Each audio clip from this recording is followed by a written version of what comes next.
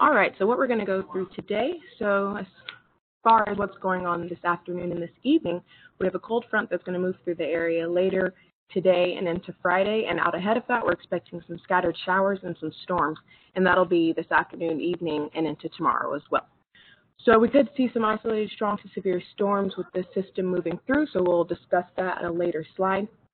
As I mentioned before, the timing is looking like later tonight into earlier tomorrow, and then as far as Friday goes, a few strong storms will also be possible down in central Georgia. After that, we'll take a look at the forecast for the rest of the weekend and into next week, which is looking pretty dry, but also we'll have some below normal temperatures for the weekend through next midweek, so then we'll take a look at how cold it's going to get across the area.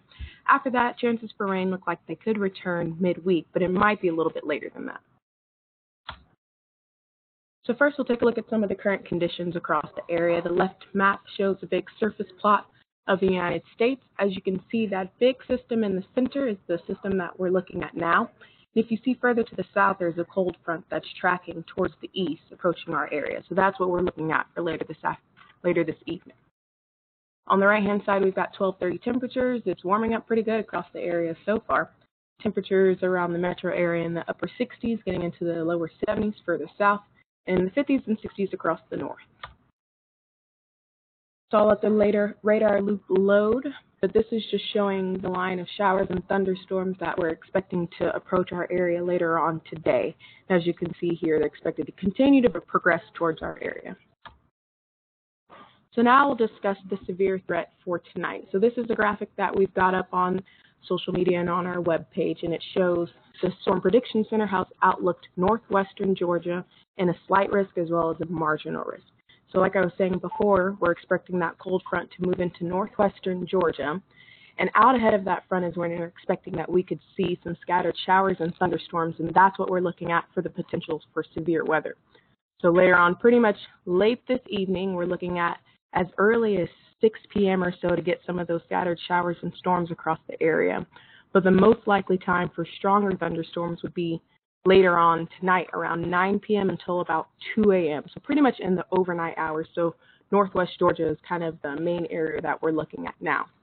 But as those showers and thunderstorms move across Georgia, we're expecting the severe threat to kind of wane after we get past that midnight to 2 a.m. period and then moving into central Georgia. So our overall impacts with this, we're looking at the potential for some damaging wind gusts. There is the potential for tornadoes, but mainly that's in that slight risk area. Then we also could see some lightning as well as heavy rainfall at times. So now let's take a quick look at the timing for this system. So here I've got one model that I chose to show as far as what the radar could look at. There are definitely other options out there, but this one represented what we thought was pretty similar to our thinking in the office. So first we've got around 6 p.m. this evening or so. We can see that line and some showers and storms out ahead of it, but that's further back into Alabama. As we progress into the nighttime, this is around 10 p.m., we see we do have some stronger storms it looks like could move into northwestern Georgia. As we progress forward in time, here's looking about 4 a.m. or so. We've got those showers and thunderstorms moving a little bit further south. But as you can see, it's kind of breaking up and doesn't look as strong. So we kind of agree with that thinking that northwestern Georgia would see the worst of it. Then as we get into 10 a.m., pushing across the metro areas, still mainly just looking like scattered showers, but thunderstorms would be possible as well. And then as we get into Friday afternoon and into the evening time, we see that front pushing through and some more scattered showers and thunderstorms. We're not outlooked for anything for Friday except for general thunder, but the thinking is that there could be some stronger storms across central Georgia on Friday. So here, this is the graphic from the Storm Prediction Center on the left-hand side showing our general thunder. But like I mentioned just a second ago, we could see some stronger thunderstorms, especially in central Georgia.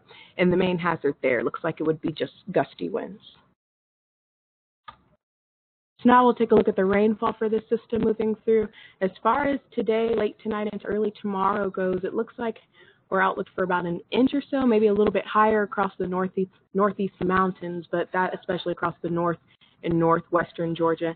Now, there is the potential that we could get some locally higher amounts, especially if storms move over the same area as the system is kind of slow moving across our area. As we get into day 2 rainfall, it looks like the highest we have is about a 1/4 inch or so across central Georgia and moving further south a little bit less so. Back to looking at this evening into tomorrow morning, we are outlooked for excessive rainfall. It's a marginal risk. So that just means we have a little bit higher risk that there could be some localized flash flooding in addition to some river flooding possible across northwestern portions of Georgia.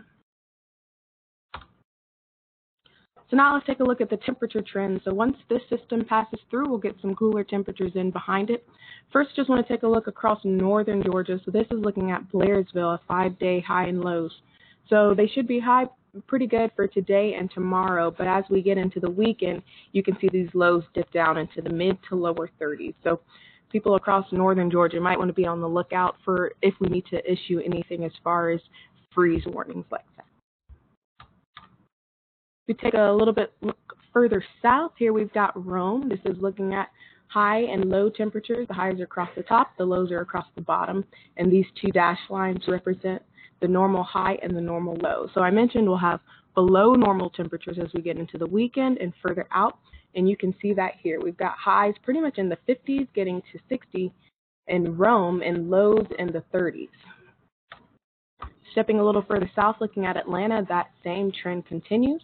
Once we get into the weekend, we'll have highs in the 50s and 60s, but lows down in the upper 30s and lower 40s. Going even further south, this is taking a look at Macon.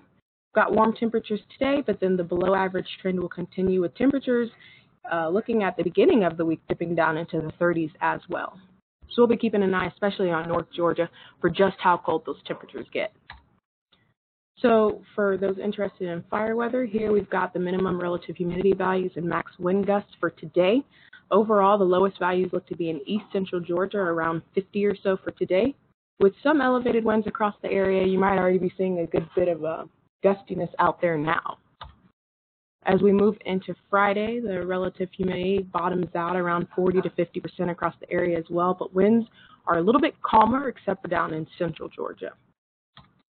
As we get into Saturday afternoon, this looks like the lowest day for minimum relative humidity so far, looking like we're pretty much in that upper 20s to lower 30s range. And the winds look like they'll stay below 20 miles per hour so as far as gusts.